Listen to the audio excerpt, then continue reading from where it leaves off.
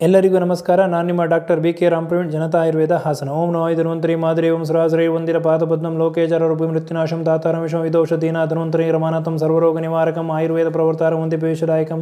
ಸರ್ವೇ ಜನ ಸುಖಿನೋ ಭವಂತು. ಸರ್ವೇ ಸಂತೃಪ್ತಿರ್ಯಾಮಿ. ಓಂ ಶಾಂತಿ ಶಾಂತಿ ಶಾಂತಿ.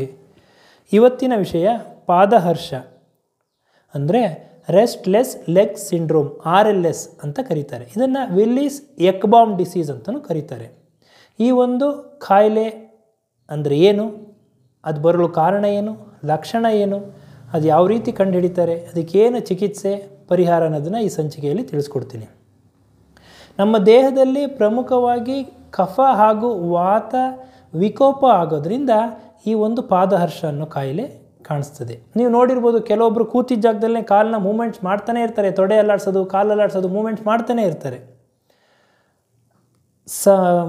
ಇರ್ರಿಲೆವೆಂಟಾಗಿ ಕಾಲನ್ನ ಮೂಮೆಂಟ್ಸ್, ಅದು ರೆಸ್ಟಲ್ಲಿದ್ದಾಗ, ಕುಳಿತಿದ್ದಾಗ, ಮಲಗಿದ್ದಾಗ ಕಾಲನ್ನ ಮೂಮೆಂಟ್ಸ್ ಮಾಡ್ತಾ ಇರೋದು, ಕಾಲಲ್ಲಿ ಎಳ್ತಾ ಬರೋದು, ನೋವು ಬರೋದು, ಸೆಳೆತ ಬರೋದು, ಹುಳ ಓಡಾಡ್ದಂಗೆ ಆಗೋದು, ಇಚ್ಚಿಂಗ್ ಆಗೋದು, ಬರ್ನಿಂಗ್ ಸೆನ್ಸೇಷನ್ ಆಗೋದು ಕಾಣಿಸ್ಕೊಂಡ್ರೆ ಈ ಒಂದು ಕಾಯಿಲೆ ಇದೆ ಅಂತ.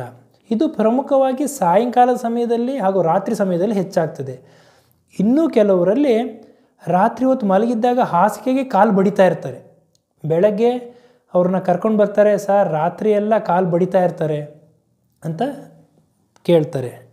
ಹಾಗಾಗಿ ಈ ಒಂದು ಕಾಯಿಲೆ ಬರಲು ಕಾರಣ ಏನು ಅಂತಂದರೆ, ದೇಹದಲ್ಲಿ ಐರನ್ ಅಂತಂದರೆ ಕಬ್ಬಿಣಾಂಶದ ಕೊರತೆ ಆದಾಗ, ಐರನ್ ಡಿಫಿಷಿಯನ್ಸಿ ಆದಾಗ, ವೈಟಮಿನ್ B12 ಡಿಫಿಷಿಯನ್ಸಿ ಆದಾಗ, ಮೆಗ್ನೀಷಿಯಮ್ ಡಿಫಿಷಿಯನ್ಸಿಯಲ್ಲಿ, ಪ್ರೆಗ್ನೆನ್ಸಿಯಲ್ಲಿ ಹಾಗೂ ವೆರಿಕೋಸ್ ವೆಯ್ನ್ ಆಗಿದ್ದಾಗ, ಡಯಾಬಿಟಿಸ್ ಮೆಲಿಟಸಲ್ಲಿ, ಫೈಬ್ರೋಮಯಾಲ್ಜಿಯಾ, ಸೀಲಿಯಾಕ್ ಡಿಸೀಸಲ್ಲಿ, ಹಾಗೂ ಅತಿಯಾಗಿ ಮದ್ಯಪಾನ, ಧೂಮಪಾನ ಹಾಗೂ ಕಾಫಿ, ಅತಿಯಾಗಿ ಕೆಫಿನ್ ಸೇವನೆಯಿಂದ, ಆ್ಯಂಟಿ ಡಿಪ್ರೆಸೆಂಟ್ಸ್ ಅಂತಂದರೆ ಈ ಒಂದು ಖಿನ್ನತೆಗೆ ಮಾತ್ರೆಗಳನ್ನ ಅತಿಯಾಗಿ ಸೇವನೆ ಮಾಡೋದ್ರಿಂದ, ಲಿವರ್ ಸಮಸ್ಯೆ ಇದ್ದಾಗ, ಕಿಡ್ನಿ ಸಮಸ್ಯೆ ಇದ್ದಾಗ, ಎಲೆಕ್ಟ್ರೋಲೈಟ್ಸ್ ಇಂಬ್ಯಾಲೆನ್ಸ್ ಆಗಿದ್ದಾಗ, ಮಲಗಿರುವಾಗ ಮಲಗೋ ಭಂಗಿ ವ್ಯತ್ಯಾಸ ಆಗಿದ್ದಾಗ, ಹಾಗೂ ವೀನಸ್ ಇನ್ಸಫಿಷಿಯನ್ಸಿ, ರಕ್ತನ ಸಂಚಾರ ಸರಿಗೆ ಆಗದಲೇ ಇದ್ದಾಗ, ಈ ಎಲ್ಲ ಒಂದು ಉಪ್ಪಿನಂಶ ಅತಿಯಾಗಿ ಸೇವನೆ ಮಾಡೋದ್ರಿಂದ, ಈ ಎಲ್ಲ ಒಂದು ಕಾರಣಗಳಿಂದ ಈ ಒಂದು ಕಾಯಿಲೆ ಬರ್ತದೆ.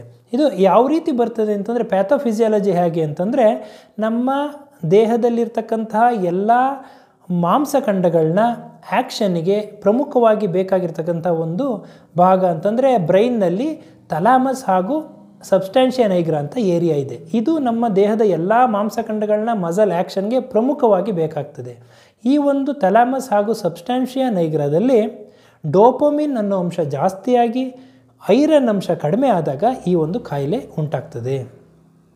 ಹಾಗೂ ರಕ್ತದಲ್ಲಿ ಯೂರಿಯಾ ಅಂಶ ಜಾಸ್ತಿ ಆದಾಗ, ಯುರೇಮಿಯಾ ಆಗಿ ಕಿಡ್ನಿ ಸಮಸ್ಯೆ ಆದಾಗ, ಲಿವರ್ ಸಮಸ್ಯೆ ಆದಾಗ, ಹಾಗೂ ಈ ಒಂದು ಎಲೆಕ್ಟ್ರೋಲೈಟ್ಸ್ ಇಂಬ್ಯಾಲೆನ್ಸ್ ಆದಾಗ ಈ ಒಂದು ಕಾಯಿಲೆ ಬರ್ತದೆ. ಈ ಒಂದು ಕಾಯಿಲೆ ಬಂದಿದೆ ಅಂತ ಹೆಂಗೆ ಗೊತ್ತಾಗ್ತದೆ ಅಂತಂದರೆ, ಕನಿಷ್ಠ ವಾರದಲ್ಲಿ 3 ಬಾರಿ ಈ ಥರ ಒಂದು ರಾತ್ರಿ ಮಲಗಿದ್ದಾಗ ಕಾಲು ಹೊಡೆಯೋದು, ಮೂಮೆಂಟ್ಸ್ ಮಾಡ್ತಿರೋದು, ಕಾಲು ಹುಳ ಓಡಾಡ್ದಂಗೆ ಆಗೋದು, ನೋವು ಬರೋದು ಕಾಣಿಸ್ಕೊಂಡು, ಅದು ಸತತ 3 ತಿಂಗಳು ಕಂಟಿನ್ಯೂಸ್ ಆಗಿ ಕಾಣಿಸ್ಕೊಳ್ತು ಅಂದರೆ ಹತ್ತಿರದಿರೋದಂಥ ವೈದ್ಯರನ್ನು ಸಂಪರ್ಕಿಸಬೇಕು. ಎಲೆಕ್ಟ್ರೋಮೈಲೋಗ್ರಾಮ್ ಅಂತ ಒಂದು ಟೆಸ್ಟ್ ಮಾಡ್ತಾರೆ, EMG ಟೆಸ್ಟ್, ಅದನ್ನು ಮಾಡಿಸ್ಬೇಕು. ಹಾಗೂ ಇದು ಪ್ರಮುಖವಾಗಿ ನರಕ್ಕೆ ಸಂಬಂಧಪಟ್ಟಿರೋದು ಹಾಗೂ ಪೋಷಕಾಂಶಗಳ ಒಂದು ಕೊರತೆಯಿಂದ ಆಗಿರತಕ್ಕಂಥ ಕಾಯಿಲೆ ಆಗಿರೋದ್ರಿಂದ ನರ್ವ್ ಕಂಡಕ್ಷನ್ ಸ್ಟಡೀಸ್ ಅಂತ ಮಾಡ್ತಾರೆ. ಹಾಗಾಗಿ ಪೀರಿಯಾಡಿಕ್ ನರ್ವ್ ಕಂಡಕ್ಷನ್ ಸ್ಟಡೀಸ್ ಮಾಡಿಸ್ಬೇಕು.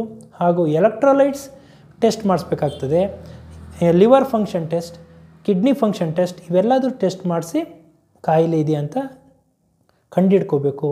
ಹಾಗೂ ಇದಕ್ಕೇನು ಪರಿಹಾರ, ಯಾವ ರೀತಿ ಒಂದು ಇದಕ್ಕೆ ಚಿಕಿತ್ಸೆ ಕೊಡಬೇಕು ಅಂತಂದರೆ, ಆಯುರ್ವೇದದಲ್ಲಿ ಹೇಳಿದ ಪಾದಹರ್ಷಂತು ಕರ್ತವ್ಯಂ ಕಫ ವಾತ ಹರಕ್ರಿಯಾ ಅಂತ ಹೇಳಿದ್ದಾರೆ. ಅಂದರೆ ಪಾದಹರ್ಷದಲ್ಲಿ ಕಫ ವಾತ ಹರ ಚಿಕಿತ್ಸೆ ಮಾಡಬೇಕು. ಅಂದರೆ ವಿಕೃತವಾಗಿರ್ತಕ್ಕಂತಹ ಕಫವನ್ನು, ವಿಕೃತವಾಗಿರ್ತಕ್ಕಂತಹ ವಾತವನ್ನು ಅಂದರೆ ವಾಯುವನ್ನು ನಾವು ಕಡಿಮೆ ಮಾಡಿ ಸಮತೋಲನದಲ್ಲಿ ಇಡಬೇಕಾಗ್ತದೆ. ಹಾಗೂ ಈ ಒಂದು ಕಾಲಿಗೆ ಮಸಾಜ್ ಮಾಡೋದ್ರಿಂದ, ಕಾಲನ್ನ ಪಿಂಚ್ ಮಾಡೋದ್ರಿಂದ, ಹಾಗೂ feet point in and out ಅಂತ ಹೇಳ್ತಾರೆ. ಅಂತಂದರೆ ನೆಲದ ಮೇಲೆ ಕೂತ್ಕೊಂಡು ಎರಡೂ ಕಾಲುಗಳನ್ನ ಜೋಡಿಸಿ ಚಾಚಿಬಿಟ್ಟು ಪಾದಗಳನ್ನ ಮುಂದೆ ಹಿಂದೆ ಇದೇ ಥರ ಬರೀ ಪಾದದ ಮೂಮೆಂಟ್ಸ್ ಮಾಡೋದ್ರಿಂದ ಸ್ವಲ್ಪ ಸಮಾಧಾನ ಆಗ್ತದೆ, ನೋವು ಎಲ್ಲದು ನಿವಾರಣೆ ಆಗ್ತದೆ. ನೆಲದ ಮೇಲೆ ಕೂತ್ಕೊಂಡು ಎರಡೂ ಕಾಲುಗಳನ್ನ 90 ಡಿಗ್ರಿ ಮೇಲೆತ್ತಿಬಿಟ್ಟು 20 ಸೆಕೆಂಡು ಇಟ್ಕೊಂಡು ತದನಂತರ ಒಂದು ಟವಲ್ಲು ಇಲ್ಲ ಯಾವುದಾದ್ರು ಒಂದು ಬಟ್ಟೆನ ಪಾದಕ್ಕೆ ಹಾಕ್ಕೊಂಡು 2 ಕೈಲಿ ಹಿಡ್ಕೊಂಡು ಬಲವಾಗಿ ಎಳೆಯೋದ್ರಿಂದ ಜಗ್ಗೋದ್ರಿಂದ ಇದೊಂದು ಸಮಸ್ಯೆ ನಿವಾರಣೆ ಆಗ್ತದೆ. ಈ ಒಂದು iron supplements, vitamin B12 supplements ಹಾಗೂ ಈ ಒಂದು ಮೆಗ್ನೀಷಿಯಮ್ ಸಪ್ಲಿಮೆಂಟ್ಸ್ ಅಂದರೆ ಇವೆಲ್ಲದನ್ನು ದೇಹಕ್ಕೆ ತಗೊಳ್ಳೋದ್ರಿಂದ ಹಾಗೂ ಈ ಒಂದು ಪ್ರಮುಖವಾಗಿ ಪೌಷ್ಟಿಕ ಆಹಾರಗಳನ್ನ ಸೇವನೆ ಮಾಡೋದ್ರಿಂದ ಇದು ನಿವಾರಣೆ ಆಗ್ತದೆ. ನರಕ್ಕೆ ಶಕ್ತಿ ಬರ್ತಕ್ಕಂತಹ ಆಹಾರಗಳು ಹಾಗೂ ಕೆಲವೊಂದು ಎಕ್ಸಸೈಸ್ ಮಾಡೋದ್ರಿಂದ ಇದು ನಿವಾರಣೆ ಆಗ್ತದೆ.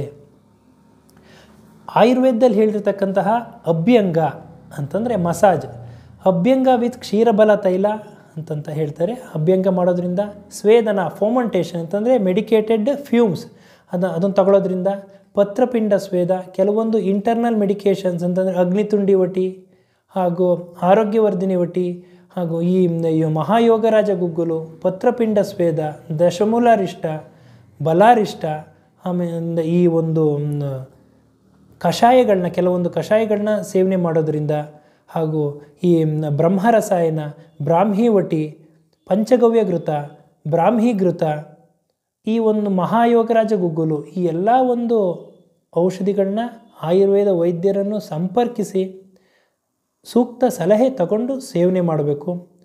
ಈ ಬಿಸಿ ನೀರಲ್ಲಿ ಒಂದು ಸ್ವಲ್ಪ ಉಪ್ಪು ಹಾಕ್ಬಿಟ್ಟು ಕಾಲನ್ನ ಇಟ್ಕೊಂಡು ಕೂರೋದ್ರಿಂದ ಮಲಗೋ ಪೋಸ್ಚರ್ ಅಂತಂದರೆ ಅದನ್ನು ಮಲಗೋ ಭಂಗಿ ಸರಿಯಾಗಿ ಮಾಡ್ಕೊಳ್ಳೋದ್ರಿಂದ ಆಯುರ್ವೇದದಲ್ಲಿ ನಿಧಾನ ಪರಿವರ್ಜನ ಅಂತ ಹೇಳಿದ್ದಾರೆ. ಅಂತಂದರೆ ಯಾವ ಕಾರಣದಿಂದ ಕಾಯಿಲೆ ಬಂದಿದೆ ಅದನ್ನು ನಾವು ತ್ಯಜಿಸಬೇಕಾಗ್ತದೆ. ಧೂಮಪಾನ, ಮದ್ಯಪಾನ ಹಾಗೂ ಕೆಫಿನ್, ಕಾಫಿ ಅತಿಯಾಗಿ ಸೇವನೆ ಮಾಡೋದನ್ನು ಬಿಡೋದ್ರಿಂದ, ಉಪ್ಪು ಜಾಸ್ತಿ ಸೇವನೆ ಮಾಡುತ್ತಾ ಇದ್ದರೆ ಅದನ್ನು ಬಿಡೋದ್ರಿಂದ, ಈ ಎಲ್ಲ ಒಂದು ಚಿಕಿತ್ಸೆ ಮಾಡೋದ್ರಿಂದ ಈ ಒಂದು ಕಾಯಿಲೆಯನ್ನು ನಾವು ತಡೆಗಟ್ಟಬಹುದು. ಇವತ್ತಿನ ಈ ಸಂಚಿಕೆಯಲ್ಲಿ ಈ ಒಂದು ಕಾಯಿಲೆ ಬಗ್ಗೆ ತಿಳಿಸ್ಕೊಟ್ಟಿದ್ದೀನಿ. ನನ್ನ ಈ ವಿಡಿಯೋ ನಿಮಗೆ ಇಷ್ಟವಾಗಿದ್ದಲ್ಲಿ ಲೈಕ್ ಮಾಡಿ, ಶೇರ್ ಮಾಡಿ ಹಾಗೂ ಮುಂದಿನ ವಿಡಿಯೋಗಳಿಗಾಗಿ ಸಬ್ಸ್ಕ್ರೈಬ್ ಮಾಡಿ. ಧನ್ಯವಾದಗಳು.